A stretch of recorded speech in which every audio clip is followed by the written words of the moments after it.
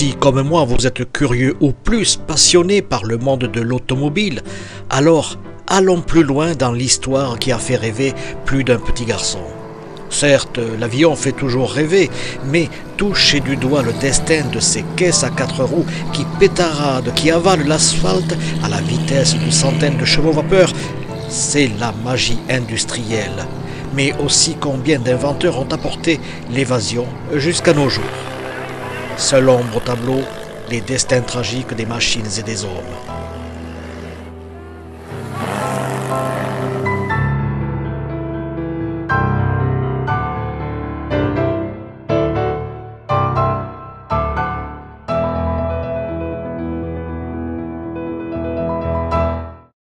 Michel Ribet, bonjour. Nous sommes à Saint-Gaudens, Haute-Garonne, et nous sommes dans un lieu emblématique. Il s'agit d'un musée. Parlez-moi brièvement de l'histoire de ce musée. Qui est-il, pourquoi et comment? Ce musée relate toute l'histoire d'un circuit prestigieux, puisqu'il s'agit du circuit du Comminges qui a accueilli avant-guerre et après-guerre, entre 1925 et 1956, des Grands Prix de France automobiles et moto. Donc ce musée, c'est 40 ans de travail pour reconstituer tout ce patrimoine historique représentant toutes les archives sous quelque forme que ce soit, qui, une fois préparé, une fois mis en place, a permis de construire et de présenter tout le contenu au grand public. Derrière nous, et puis on va le voir à l'image, il y a des gradins, puisque c'était une grande tribune. Et ce circuit faisait combien de kilomètres? Il y a eu 3 versions. La version numéro 1, entre 1925 et 1932, de 27 km 664, puis de 1933 à 1949, 11 km, puis la dernière version, entre 1952 et la fin du circuit en 1956, de 4 km 404. Donc 3 versions de circuit, la plus importante, où il y a eu les plus belles manifestations, ça a été la deuxième version de 11 km. D'ailleurs, elle a reçu en 1956 la dernière compétition officielle gagnée par un certain Stirling Moss sur une 300 SL Mercedes. C'était une spéciale du Tour de France automobile. Et le mélange des pilotes anglais, italiens, français, qui étaient très nombreux à l'époque, ont fait tous ces Grands Prix de grande qualité.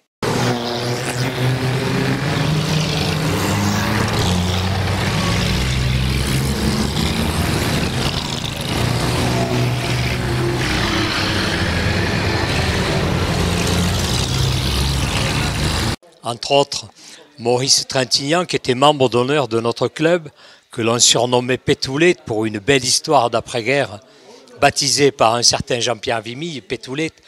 Mais autrement, tous les grands champions sont venus, absolument tous, et aussi toutes les grandes marques. Donc quand on sait qu'on est positionné sur l'ancien parc concurrent qui jouxtait le circuit et les tribunes, nous sommes sur l'ancien parc concurrent où venait Enzo Ferrari, où venaient les frères Maserati, mais aussi où venait en moto, par exemple en 1949, le premier champion du monde de la moto. La fréquentation était d'un niveau international, puisque chaque année, c'était soit un Grand Prix de France auto ou un Grand Prix de France moto qui se faisait avec des pilotes internationaux, évidemment, quel que soit le circuit d'ailleurs. Et malheureusement, en 1955, aux 24 heures du Mans, 55, le dramatique accident de Pierre Levègue qui rentre dans les fascines dont toutes les pièces mécaniques du moteur vont dans le public avec 83 décès de personnes, avec 250 blessés, une véritable catastrophe qui met un terme immédiat à toutes les compétitions en France, mais aussi en Suisse. Elles n'ont jamais repris d'ailleurs. Et donc, bon nombre de circuits, dont le Comminges, ont été frappés par des nouvelles mesures et des nouvelles réglementations quant à la sécurité du public. Il se trouve qu'en 1952, la municipalité de l'époque, qui faisait beaucoup d'efforts pour une petite ville, pour un Grand Prix, eh bien, ne pouvait plus faire face, après avoir modifié le dernier circuit de 4 km 4, elle ne pouvait plus faire face aux travaux supplémentaires qu'on lui demandait. Ils ont jeté l'éponge, à regret, mais ils ont jeté l'éponge d'une manière financière, parce qu'ils ne pouvaient plus répondre à une évolution permanente de la réglementation.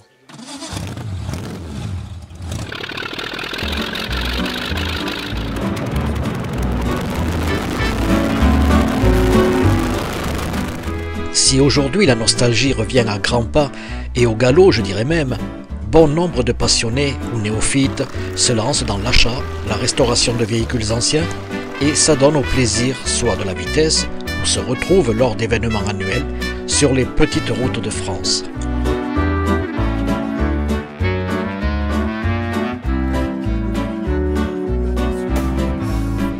L'âge d'or des circuits ouverts est mort et bien mort.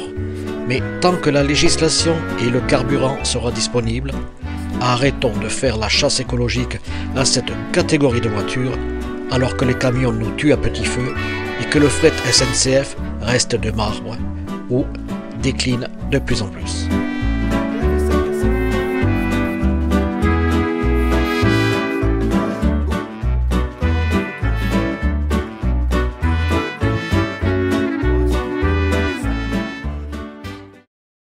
Et vous avez raison, il n'y a jamais eu d'accident grave, finalement, dans l'activité du circuit, quel que soit. Il y a eu des accidents, évidemment, comme dans tous les circuits, auto et moto, mais jamais d'accident aussi grave que celui du Mans. Et malgré tout, ils ont été frappés par cette nouvelle réglementation, mais il n'y a pas que le Comminges qui est tombé. On voit hélas Reims, on voit Montlhéry, on voit Rouen, à des dates différentes, mais ils sont tombés sous le joug de ces réglementations qui étaient tout le temps progressives. Oui, mais il ne reçoit plus de public. Mardi encore, ce mardi, il y avait le Tour de France qui démarrait de Montlhéry, il ne reçoit plus de public.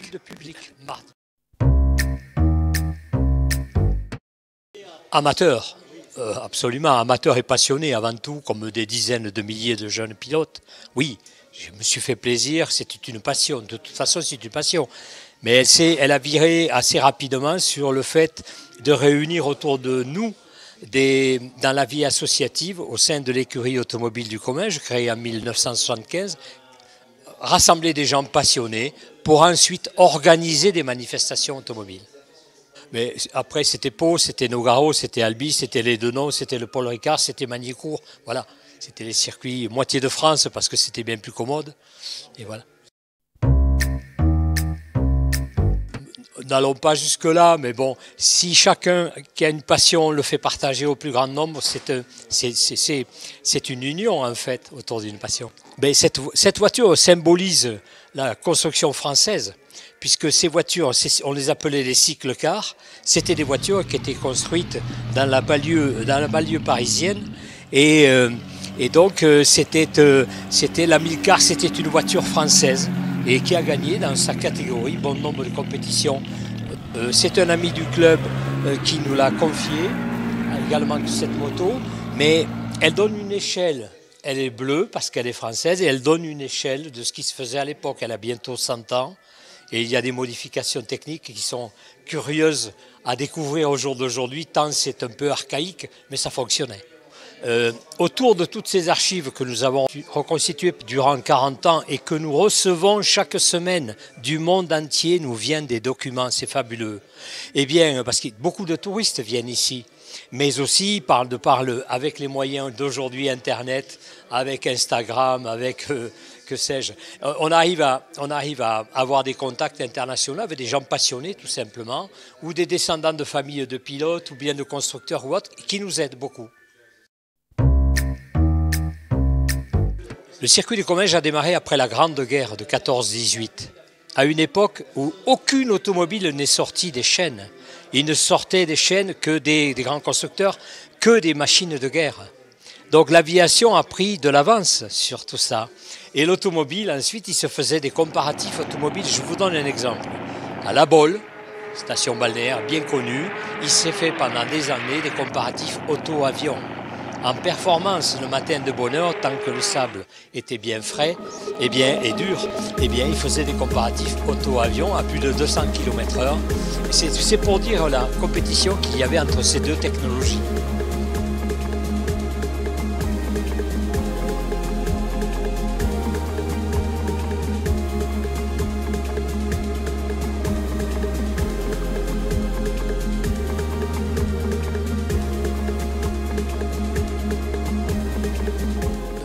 musée du circuit du Comminges, par exemple, tout simplement, mais aussi on est sur Facebook quotidiennement et également sur Instagram, enfin dans tous les supports modernes d'aujourd'hui, nous sommes présents. C'est une émanation de l'écurie automobile du Comminges où le bureau est le même que dans les deux clubs, sauf le trésorier qui est différent. Et nous sommes volontairement que 14. Mais on se remplace, on fait un roulement entre nous. Dans le musée, chaque jeudi de l'année, chaque samedi de l'année, nous sommes 4-5 à le tenir. Des retraités aussi, bien sûr. Avec plaisir.